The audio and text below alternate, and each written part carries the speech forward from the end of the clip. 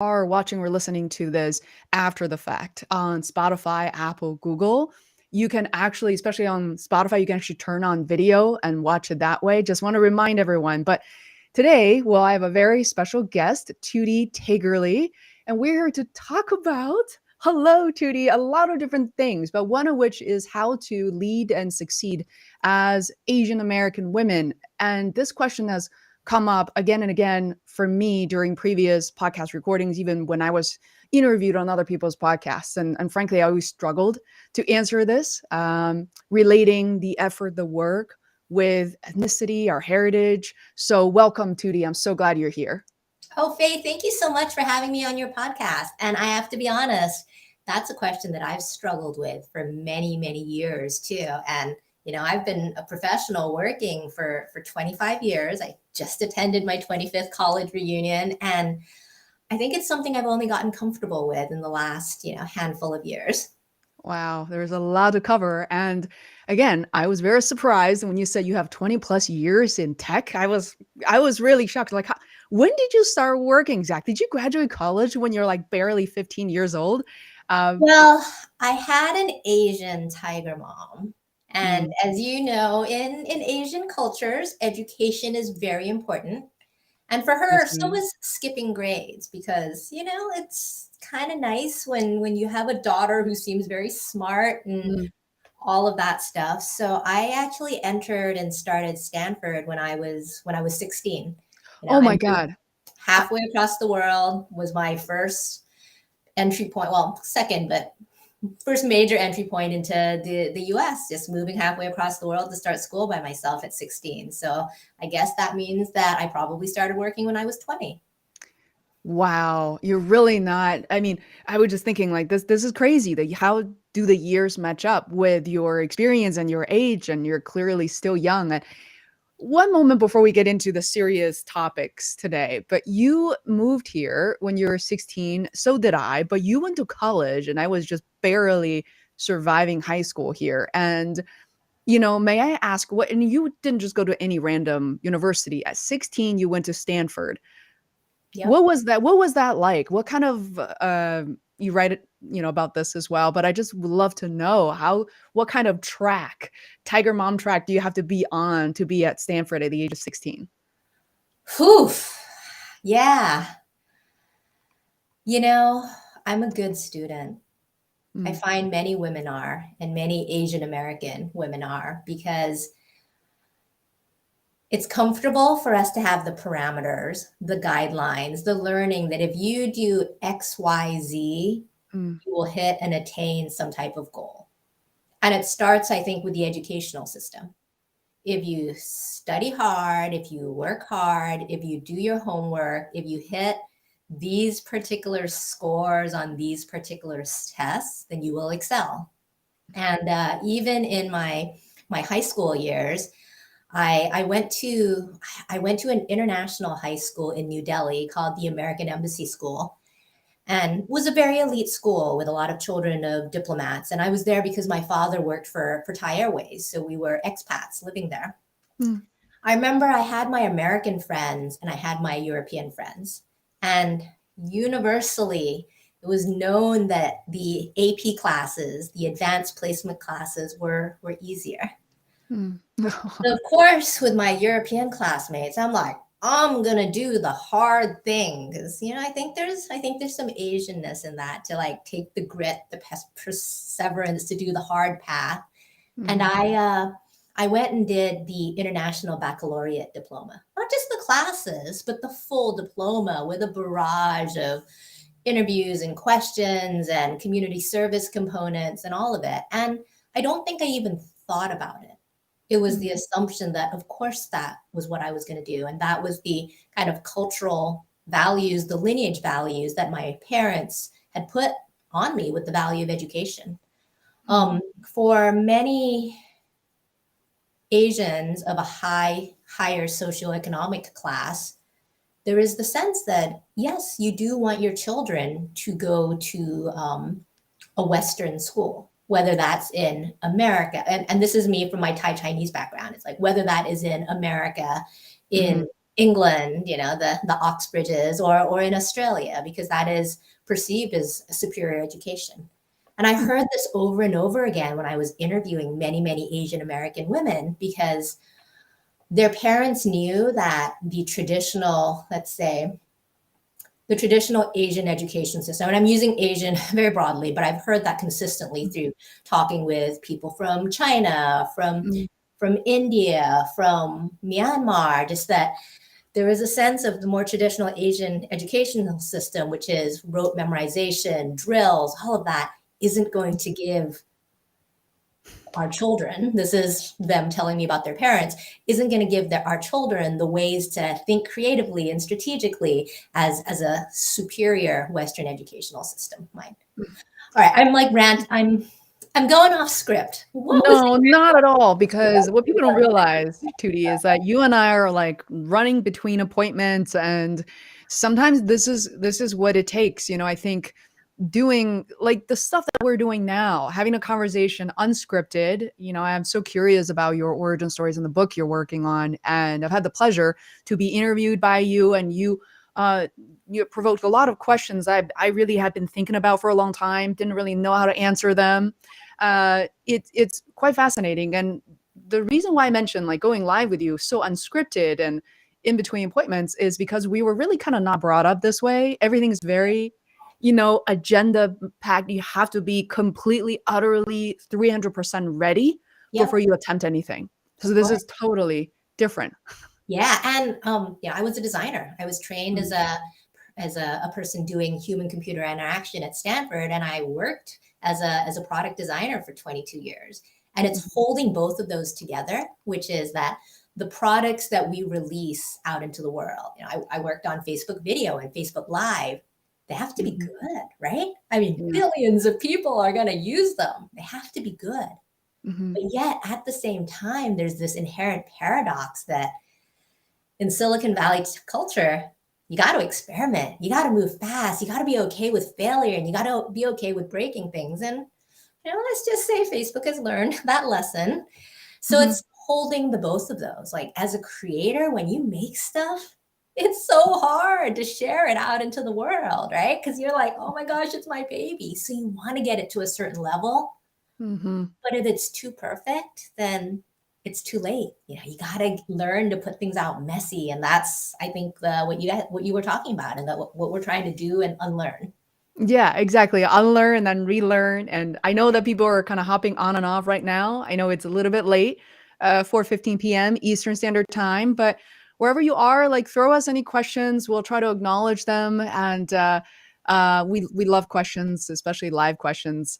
And Tutti, recently in a conversation with a friend, I was just balancing off this idea. I just couldn't help myself to say, hey, everything that I learned in corporate, nearly everything I learned in corporate is wrong for entrepreneurship. And I feel like I felt this urge to say that. And you come from, Facebook, huge corporations. I come from marketing consulting, and all the things I learned about knowing when you're ready, don't speak up, and, have a plan signed up by 18 people, make sure you please the stakeholders, what you're talking about. All these things just do not apply for entrepreneurship. So given that, your experience now, as, you've worked in, you coach co-founders, tech leaders, and you've written books. And could you tell us about what you have learned in that process of being a creator, being an entrepreneur? Yeah, I'm going to disagree. And part of what I feel is that every single experience we have in our lives is a wonderful, great big experiment. And if you look at the scientific method, like the true purity of the scientific method, it doesn't actually matter if the experiment succeeds or fails. Like Interesting. when it's more like, I'm going to do this thing and I'm going to see what happens with it. So I hear what you're saying. I've coached people who have had terrible, terrible bosses.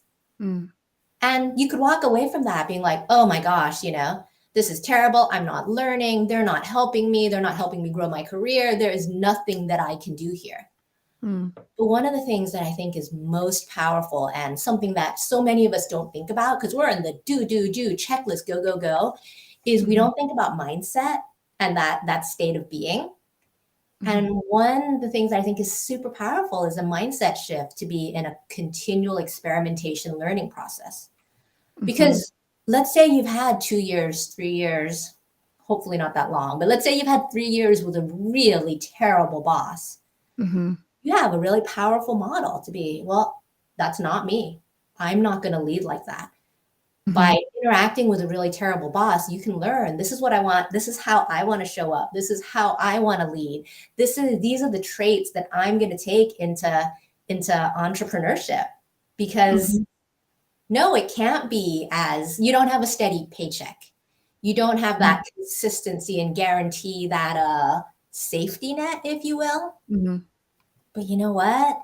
As many people in the tech world are seeing, my heart goes out to colleagues at Twitter. Like, as many people are seeing, there's no safety net Yeah. with being employed by a corporation either. It's at will employment.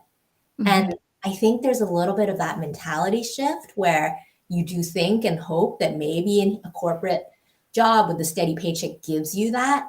But I Mhm. actually think with entrepreneurship, you hold so much more of the, I don't want to use control, but the Yeah. choices in your own hands. So a Mm. little bit of doing versus being mindset shifts where everything's kind of Mhm. a learning experience. Very true. And even, lately I look at my year by month. Every month is different. My peak so far of income, revenue, relationship this year, probably around, I would say, May, June. And, something that you couldn't quite anticipate, right? Like you'd never quite know exactly how it's going to work out. But, for me, again, I just want to let especially part of my audience members know the fact that I don't have kids. I am a caregiver, something I'm really proud of for my mom. Things do come up. There are a lot of appointments, and I'm the sole caretaker giver, Yeah. and I'm also a translator on top of that. But you, Tutti, like want people to realize that you talk about you living the bubble all the time in the tech industry, but you also are a mother of two young children. You live in San Francisco. So being an entrepreneur actually has quite a different type of requirements. Like it's not like I live in Massachusetts, which housing is also expensive. But for you, we're talking about multiple multitudes or multiple folds of potentially my expenses for you. Yeah, for So sure. how does it impact you and your decisions? I don't even know if I've mindfully considered that, because I think that if I had come from an intellectual frame of mind and made that decision from a logical cost benefit You realize analysis, there is no. no way that I would have left my corporate job. Yeah. I was in the middle of a divorce, which Mhm. from a financial perspective means everything is devastated, cut in half, right? This is Yeah. everything that you thought was unified as part of you in one unit. It's cut in Mhm. half. Yeah. My children are 11 and 14 now, and I'm lucky enough to have 50-50 custody of them, and have a great co-parenting relationship with their dad. Mhm. But it made zero sense for me to leave the security of a corporate Mhm. job with a paycheck and health benefits Mhm. when I was recovering, coming out of just the financial instability of a divorce. And yet, I don't even know if it was a choice, but it was something that I felt was the right time and I needed to do it. And I Mhm. even edged because don't get me wrong, I am very, very lucky and very, very entitled. I have the credentials of a Stanford degree and the credentials of having worked at, Facebook, Oracle, Series B and Mhm. C funded startups from the top VC firms. I Mhm.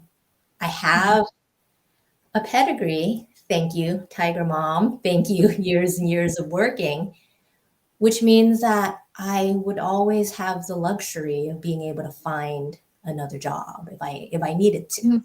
And I Right. say that with full humility because not everybody has that. Mhm. So I had that years and years of working and following that ladder and network and hard work and connections, where I knew that, even if this crazy, crazy thing doesn't work out, I'm gonna be okay. And not everybody has that. Not Mhm. many people of color or immigrants or women all have that. Mm. I had to confront myself as well after reading your 2 articles, for, people who are, new to our conversation. I it's a long form article. I really love it. My Heartache as a Model Minority and Asian Female in San Francisco. The other one on your website, which I highly recommend, we'll post links as well. It's called My Asian Privilege, and for that reason, I agree. Earlier today, prior to this, I reflected the fact that one of the reasons why I feel comfortable and confident is because I'm also in a very privileged situation, being able to find another job probably easily, but I kind of choose not to. Even picking up several projects because I'm well networked and running a podcast interview over 300 people, knowing people like yourself. And I realized I do have to remember that I haven't always been in this position coming to this country at 16, knowing nearly nobody. I was scared all the time. I had to swallow a lot of the things that it was very obvious to me that it wasn't okay. So I'm so glad that we get to talk about this. I know that it's also a privilege to be able to talk about this on a public platform. Not everybody is able to. So Tutti, I would love to pivot a bit into some of the points that you made in these articles and your decision, not just be an entrepreneur who's producing, let's say, very profitable YouTube videos or writing for these brand sponsorships. You chose a niche that may or may not be popular or could be very sensitive, or some people might even turn away from. So could you maybe help us understand like the path you're on and why you're so passionate about it? Absolutely. And I think for so much of my education and for my career, I thought a lot about my gender and never about my race. Hmm. Because I did Stanford computer science classes where I was a handful of women. When I worked in tech, women are the diversity criteria, not Asian Americans. Because Asian Americans, at least in Silicon Valley, are about I don't know, 50-55% representation, depending on which piece of third-party research you look at. Mhm. So for the longest time, I never thought about my race. It was always my identity as a woman. I've been in a feminist book club for probably 12 years now, and it was always like the lean in, as the Mhm. Sheryl Sandberg's lean in is like the badge, which is, hey, here's the Mhm. way that we do this as women. Yeah. And it's only unpacking this in the last 2-3 years that I realize how much I denied my race Mhm. because I seemingly wanted to be white. I Mhm. wanted to be treated like the majority. I Yeah. married a Caucasian man. Mhm. My children are mixed race. Many of my friends are Caucasian, and many of my friends are also Asian. But there is like some of this shame almost that it's taken me so long to truly embrace the true intersectionality of this. Things would happen, but I would brush them off. I remember I live in San Francisco, right? Mhm. So supposedly a very liberal, progressive, one of the most liberal cities in the US. And I remember my youngest daughter had very, very fair skin. So she looked like a white baby. And Mhm. when I was on maternity leave, I was at the park, taking her around. And I remember another mom kind of just being friendly because, Mhm. you're sleep deprived. There's not a lot going on. You're looking for any adult social interaction, and her having a conversation with me, and we're talking a little bit about the, demeanor of the babies. Do they sleep well? And then after a while, she was like, and do they treat you well?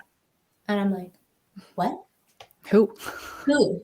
He's like, well, the parents. And I'm Mm. like, I'm the fucking baby's mother. Oh, excuse me. I don't know how friendly expletives What are. what marked as explicit? No, I understand the anger. Please continue. But it was basically because I am an Asian woman, I must be the nanny. There is no way that that white baby could be mine. And you would never see that. If that was Mm. flipped with a white mother and, a little Asian baby or a black baby, the assumption would be that the white mother has adopted Mhm. that baby of color. Mhm. So all of these instances, and I think so many of the women that I've talked to, while there is Asian privilege, and there was an excellent article in the New York Times today that Mhm. I tweeted about that, Asian Americans do get some tailwinds too, because there's an assumption that we're going to be smart. And so Mhm. teachers are going to treat a little Asian American kid so much better that they're going to treat a little Latino or a little black kid. They just are, because there is the assumption that, hey, Asian kid, you're going to work hard and you're going to be smart. So there are some of these tailwinds that help us. Mhm. But no matter what, there is still so much racism going on and so many microaggressions. And I was just reading the McKinsey 2022 Women in the Workplace report, which has Mhm. said that so many women have stopped out of the workplace because of this pervasive Mhm. microaggressions happening. And it's like, I'm done. I'm out. I'm done with corporate. And I get Mhm. it. And it's so much worse for intersectional, for women dealing with intersectionality of gender and race, gender and a disability, gender Mhm. and, not being, I don't know, so many things. Yeah. It's really interesting because, I feel like I only started talking about acknowledging these issues recently. It's been very hard to open it up because, I think also I was thinking reflecting earlier today that we all have different ways of approaching this issue. For me, coming from, the way I was brought up, the my grandparents have always been pretty chaotic, very finger pointing, very, emotionally very abusive. So I grew up in a place avoiding a lot of confrontations. And so for me, one of the things that I'm really comfortable doing is being a good listener, interviewing people on my show. And if we look back, I remember every time there's like the Asian Pacific Islander month, I always make a point to kind of share these stories out to promote and highlight these voices. I noticed, oh my goodness, I interviewed a lot of Asian Americans on my show. I didn't realize it. And some people will listen to these stories. So we'll be like, oh, interesting. I never knew this was a thing. I never knew like what you guys are going through. And Mhm. I find storytelling to be very powerful because on one hand, I can never really force people to listen and care for a story if they choose not to. But the Yep. other is if they're just, kind of checking it out and through a friendly conversation, maybe even learning something unexpected, whether it's, I don't know, Zoom or YouTube or Uh-huh. business. And it happens to be an Asian American who is talking about it. And then people kind of just light up and they realize, oh, I never really learned. I never connected. I never feel connected to another Asian person. And now I do. And another way that I've approached some of my colleagues is they will come up to me and say, I really want to try dim sum.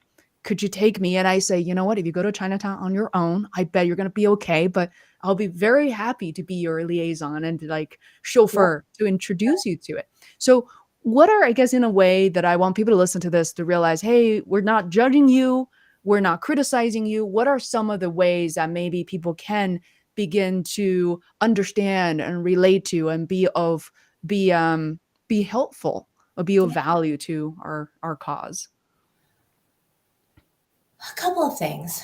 I think that in the aftermath of Black Lives Matter, Hmm. people have become a lot more educated about what it means to be an anti-racist. Hmm. And I think there's a lot of fear of being accidentally racist. Hmm.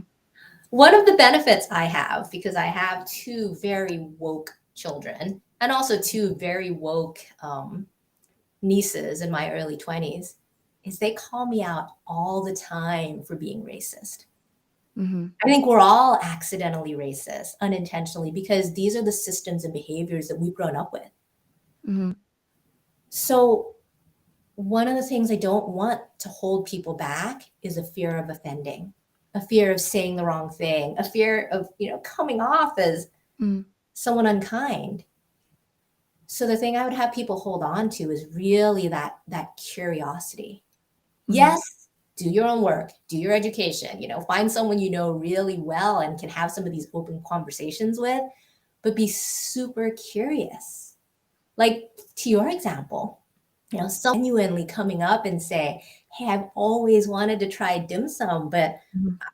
I don't know where to go. If I go into Chinatown, I'm afraid of looking foolish because it's not my world. It's somewhere else. I might not speak the language. It might be really Mhm. chaotic.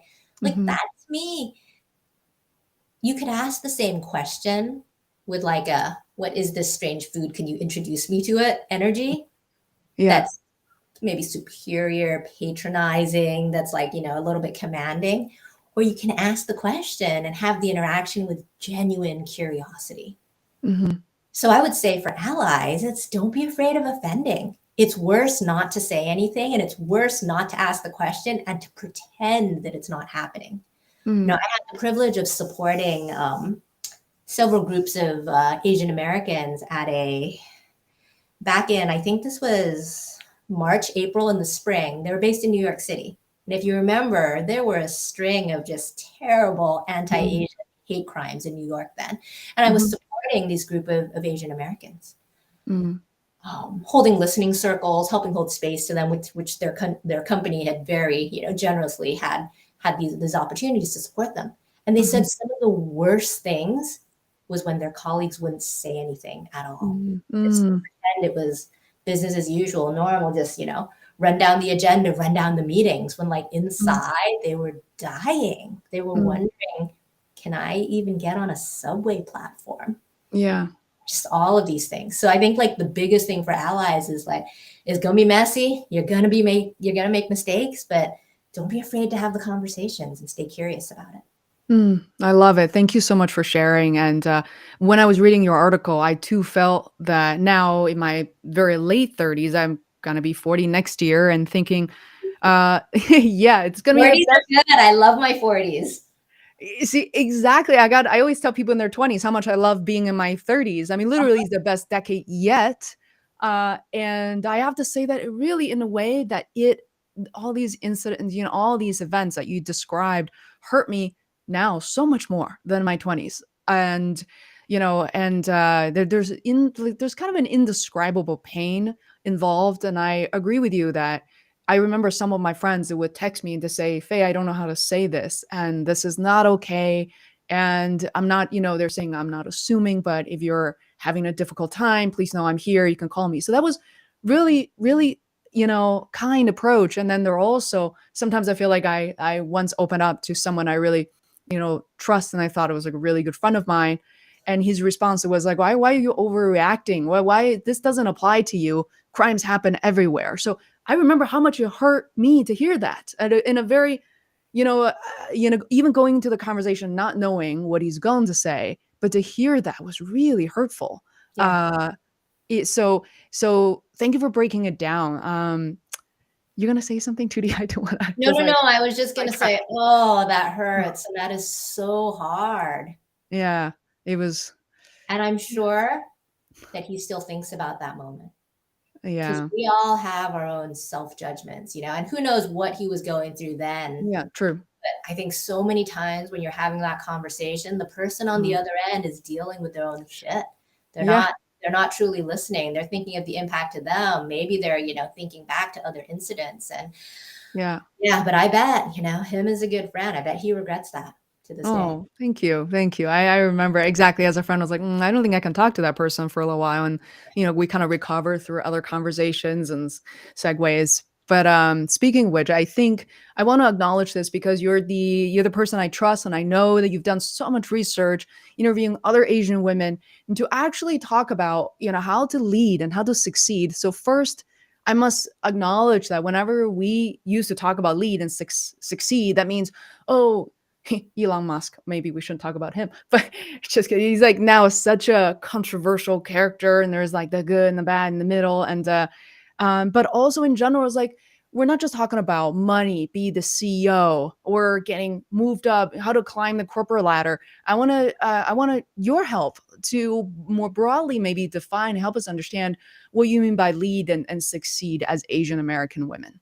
No, absolutely. You started with Elon Musk as an example, and I think that is a really, really good one, because if you were to ask most people genuinely, what does a leader look like? It's going to be a man, going to be a Yeah. white man. And this, I know the world of Silicon Valley and technology really well, but it's going to be a visionary leader, Mhm. someone who's passionate, someone who's extroverted, outgoing, can paint the picture and take everyone there. Mhm. That's a little bit of a prototype, our collective prototype of this is the imprint of a leader. And I don't know if there's a good or bad about it. This is the history of where we are in this country, with the weight of, decades and generations. And that's okay. It's the system that we live within.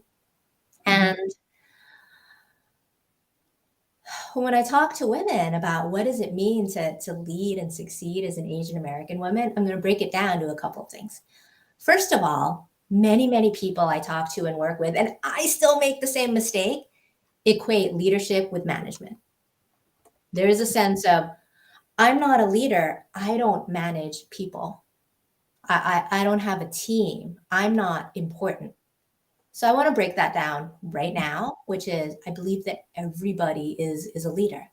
I collaborate and do thought leadership with one of my dear friends, Jim Herman, who's a coach, and we've created a leadership North Star model, which is, when I lead, there are kind of 4 axes to hit this North Star of my leadership.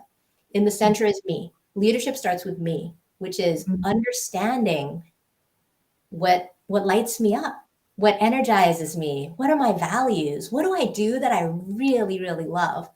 And some Mhm. people don't know this. It can take, years or decades to figure this out and know it, but you run a bunch of small experiments and you can watch and you can learn. And if you don't know, you can follow the models. There is a Mhm. conventional leadership model of climbing up a corporate career ladder and emulating these models of leaders around. You can Mhm. try them on, you can play with that. It might work for you, it might not, but it's really kind of noodling on what is leadership for me. Mhm. And then you express leadership through all the different parts of work that you do. And there's like three axes of this North Star. The first is projects. We Mhm. all have projects and make things.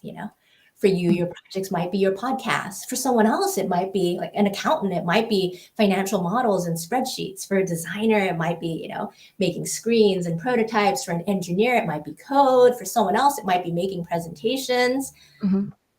How do you express your leadership in the craft of the work that you make? Because the Mhm. mistake people make is thinking that their bosses have all the answers, but no, you're the one closest to the work that you're doing. Mhm. So it's expressing your leadership through like trusting that because you've spent, these 8 hours today or these 6 hours today intimately playing with those cells on the spreadsheet, you Mhm. kind of know what's happening with it. And so it's trusting that like it's leadership through the projects and processes you do. Mhm. Next axis of it is people. Mhm. Leadership is expressed with relationships and the people you interact with. And I found that for people starting in their career as individual contributors, you think a lot about the performance, the work that you do. But as you rise up So the ranks, true. you spend more time. Leadership is about relationship currency, like the Mhm. trust, the relationships that you build with people. So think about just your impact on other people. How can Mhm. you help other people? How can you build relationships with your peers? And how can you build relationships with the people above you? That's the impact. In business, a lot of people talk about ROI, return on investment. Someone a very long time ago in one of my coaching communities talked about ROI instead being ripples of impact. What are the Mhm. ripples of impact you can leave on the people around you? And Mhm. then the last facet of leadership is, I call it either at the community or the org level. Mhm. It's the legacy. What is it that you can do and leave behind to give back to the greater good, to the greater group of people, whoever it is? Because I think we teach what we most need to learn, and Mhm. it's through the sharing and giving back of this, whether it's a church group, Mhm. a PTA, your small organization, your small team within your organization, or perhaps it's greater diversity, equity, and inclusion efforts for your bigger Mhm. company. Perhaps Mhm. it's like the building of a community of entrepreneurs. What is it that you give back to this like bigger community? So Mm, that's love what I it. look at my leadership North Star method, like these 4 facets: me, the projects that I do, the people that I impact, and then this greater community. I love it. Definition of leadership, and that's how I get people to like go deeper into your leadership. Mm. This is something that I feel like it's absolutely worth writing an article about and for us to reflect. And something that I resonated with me is definitely through what you do. Like for me, creating YouTube videos, creating podcast content, writing on my blog, leadership expressed through people and relationships, community and legacy. And truly, a lot of what I create these days, I've been feeling this way since my early 30s. Is if I'm gone, would I be missed? You know, who does this impact? Does it what I create make somebody's day better, even just feeling better for 10 to 15 minutes? Yeah, That would do it. It's simple, right? Like I don't think we need to overthink it all the time. Like in like in terms of monetary sort of accumulations or something. It just could it be just simple that we do something like simple gratitude we're expressing to other people that maybe would have been enough. yeah. And then I realized I didn't quite talk about the Asian American piece of it, because Mhm. that is one of the central theses and tenets of my next book that I'm working on right now. Please do. Yeah. When leadership starts with you, you are not just you. You are your lineage, your cultural values, the way that you've been brought up, the way that your parents brought you up, your grandparents brought them, just the whole weight and Mhm. joy of all these cultural expectations and behaviors. Mhm. People talk about nature versus nurture, yet all of these behaviors around a culture or a group of people are passed down generationally through epigenetics. It's finally just being proven what many people knew. And Mhm. I think when we talk about leadership starts with you, especially with the super successful Asian American professional women that I've interviewed, the title I've chosen for my book is Hardworking Rebels, because these are immigrants who have like Mhm. a foot in both worlds, a foot in America and a foot in the world that they came from. Mhm. And what leadership is like for them is merging these traditional values, where actually, I'm not even going to say many, every single Asian American woman that I've spoken to has talked about that drive, that resilience, that Mhm. hardworking nature. And I don't know how much of that is being Asian. I think a lot of it, and how much of that is being an immigrant, because I see that as themes from many other immigrant cultures as well. Having that hardworking part, but then also having to sometimes turn away and like discard lineage values, Mhm. because that's what you need to do to be successful in a new world, in a new country, in a professional workplace in America. So, for example, many Asian cultures value humility. And there's a Mhm. Japanese saying that says, if you're the nail that sticks up, you're going to get Yeah. hammered down. Yeah. And there is an immigrant quality too of, especially if you're an undocumented immigrant where you're not speaking up, you're not Mm. standing out, that's not Right. safe. Mm. Mhm.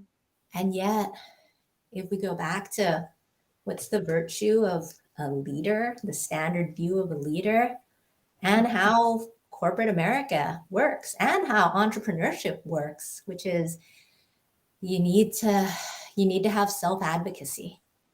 Mhm. You need to talk about yourself. You need to talk about, if not yourself, a trick, a strategy that's worked for many women is you talk about your team. You, Mhm. you Yeah. talk about the other women around you. Yeah. You talk about the work. You don't want to talk about yourself. That's a little scary, but you talk about the work. So it's finding how you can can talk about the work that you've done. Mm. One of the women I talked to recently had a brilliant, brilliant quote, which is, as someone who's brought up as Asian American, it might feel like if you're talking about yourself, you're like shouting it from the tops of the Mhm. walls, that you're like bragging and you're just like yelling, look at me. Hmm. But there's no way. Even if you like turn your braggingness to like a level 10, it's barely going to hit and register as a level maybe 2 Good. of Good. a white man might be doing it. So turn it up. So And how do we turn it up? Tutti, how do you I love this topic, self-advocacy for Asian American women, women of color, minority women. Um, I love the kind of we call thought starter, yeah, conversation starter. Like, how do you begin to say, advocate, promote yourself, your work? How do we start? first place is, I mean, how about getting right with reality? Mhm. Who are you? What are you good at? Let's start with what are you good at? I've talked to so many Asian women when I was mentoring them, when I was managing them, where sometimes if you ask someone, oh, what is it that you're good at? The first answer to the question is, oh, here's what I'm working on. I'm trying to speak up more in meetings. I'm trying to be more confident. But no, what are you good at? Mhm. That can be a really, really hard question for Mhm. someone to answer. And there's tools that can help you with it. There's tools like Myers-Briggs or StrengthsFinder that can actually Mhm. pull out your strengths. So that's where I would start, with an understanding of what are your strengths? What are you good at? What is the work you do that is valued? Mm. And if you have a supportive manager, supportive colleagues, you can ask them to pull that out. And I'd say the first part of self advocacy is believing that you are good at that and learning to trust yourself that you are good at that. And sometimes that can be really hard. So that's where we rely on our community and other people. And this is also where you try to look at the data and the work.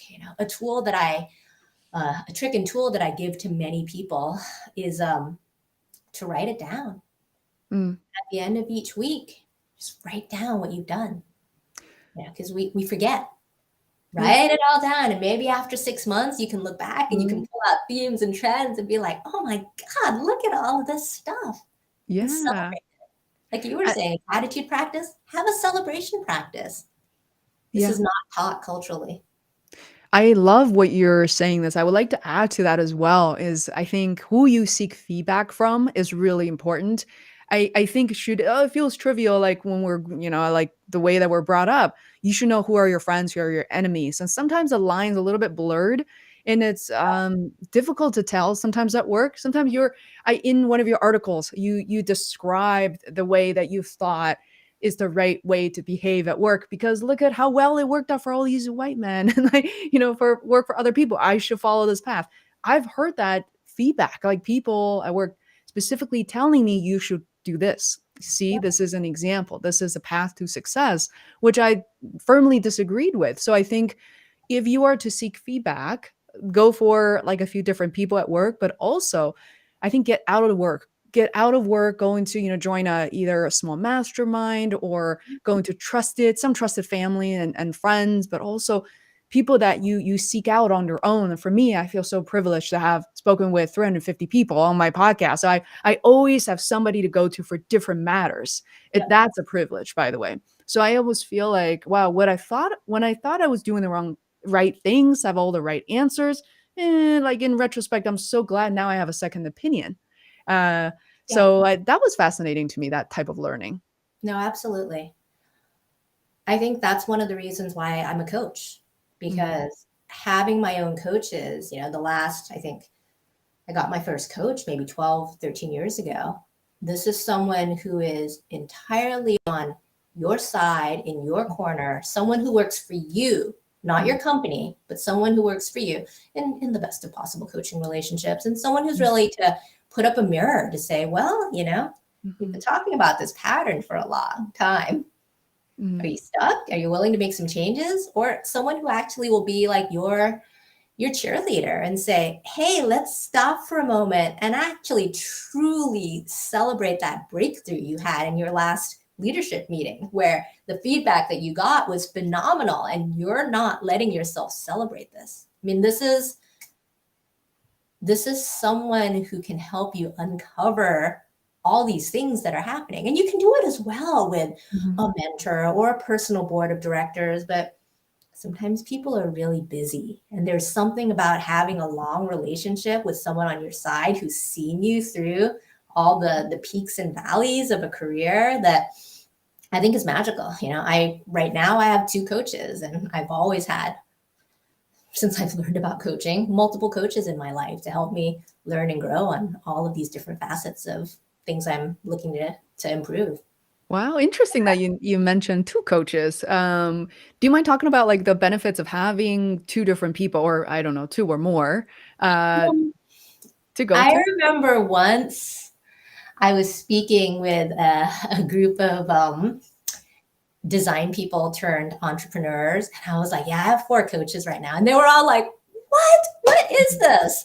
Mhm. So I have a little bit of a passion for learning and growing. So right now, my 2 coaches are pretty straightforward. One of my coaches is our mutual acquaintance, Dory Clark. She is she's Dory. my business coach. She really, I work with her to build more of my brand. I very Mhm, specifically started working with her because I wanted to be published in Harvard Business Review. mhm, That happened through a lot of the work and the coaching she did, and I wanted to amplify and take my business to the next level, and that's something that she did. And I especially chose her because she was someone whose career I could see of as a model. One of the mm, things that I've learned since becoming an entrepreneur and a coach is that I'm a writer. yeah, I'm pretty comfortable on video and speaking, but in terms of like deeper thought leadership and research, I'm a writer. mhm, And that Dory Clark is someone who does that and who does that in her career. So that's one of my interesting. 2 coaches. The other one of my coaches is a spiritual leader. He's helping me better understand my intuition, my energy, my capacity, a lot more of trusting myself and just Mm, that inner intuitive nature. mm, mm, 2 parts of things that I'm really working on. Yeah. And I wow. think when I had 4 coaches, I I was working with a relationship coach. My Oh, partner and I were working with a relationship coach, and there was something else specifically that I was working on. I can't remember what it was at this point for like the fourth one of it, but I typically will have a business coach and then mhm, something that I'm working on the personal side as well. But they almost always overlap and blend for me. yeah. Wow, that's so interesting. I work with a lot of coaches and speakers on their marketing messages, and but primarily these days on like video marketing and how to repurpose their content for social media. But I just love working with speakers, authors, and coaches to kind of distill their message and produce like a video format so people get to experience to a certain degree who they are, how they kind of carry themselves. There's something like very intuitive about seeing someone and hearing their voices before you make a decision as opposed to just a landing page with Oh, text. absolutely. I mean, Yeah. we're humans. A Mhm. landing page with text is one modality, one intellectual modality. When you get to audio and video too, it's bringing more of Mhm. the experience alive. Yeah, so true. So I know that you It's on probably have video, another so so No, I'm a big proponent of video. yeah, for sure, for sure. So, I know you're super busy, Tootie, and we have, 5 minutes or so left. And I realize that one of the things maybe we can give it as a shout out is we would love to know, you might not know when your book gonna come out or be published, but I know right now you're in this period where you're trying to connect with successful women, Asian American women. But I know that you also interviewed a lot of people. Could you maybe let us know who you're looking to connect with? What would be the type of people who could Yeah, help I you? am gonna have 2 shout outs, Mhm, and I think that primarily starting in January, I'm gonna be ready to do a lot of speaking because I've mhm, had a lot of insights and learnings and themes from my book, you know? mhm, Want to shift a lot of stereotypes and perceptions, including one stereotype that Asian Americans are good worker bees, but bad leaders. mhm, So mhm, I have about a year's worth of research and themes and trends to share. So I'm actually would think that it would greatly benefit many, many Asian Americans in corporations or outside of corporations. I'd Mhm. love to have to connect with people who want to hear this message and want to bring this message into their organization, into their employee resource group, into their coach community, who want to hear more about what the Asian American female experience is, how to support it, and how there's actually commonalities between leading as an other, leading as a minority, leading as someone who feels like an outsider, that I think is universally applicable to many, many different groups of people. So Mhm. that would be the shout out right now. Mm. Love it. What would be it feels to me like this is a necessary addition to what's common right now in DEI. Like you mentioned in your articles, it feels very still a little generic and it's not very specific. So, what types of organizations, if I may ask, would be your primary target? Well, I think many companies would benefit from your teaching, but who are you thinking about going after first? I mean, I say this to a lot of people that I support. Hmm. I go with the people who want to listen to this. Yeah. So honestly, Hmm. there are so many Asian Americans in the United States. There is no target. I've spoken to many tech organizations, right? That's my natural affinity. Hmm. But I've been really surprised to have people come and say, "Hey, I work for the AARP. Come and talk to us about it." Been Yeah. surprised to say, "Hey, I would love to have you come and talk about this in my coaching group and my coaching mastermind." Yeah, I don't have anything more specific than that because everybody understands like what's happening with race and gender. And I think it's pretty universal to want to Mhm. have more leadership and more success on our own terms. So fortunately, I don't have any specific dream targets. I love it. This is fantastic. And for people who want to connect with you, I just remind you guys wherever you are, there's a pretty long description, and Tooty's website is there, which is Tooty. Um, is it Taygerly, right? Yep. Study takeaway. TootyTaygerly.com. And she's also on social media. So please do get in touch. I would love to see where this conversation goes. And I just want to take a moment to thank everyone. I think 10 or so people were able to hop on during the live broadcast. And please check it out. Please do us a favor and share this conversation with one other person. It will really help us spread the message. And with that said, Tootie, shall we go offline now? That sounds wonderful. All Okay. Bye, right. guys. Thank you so much. Bye, everyone. Thank you.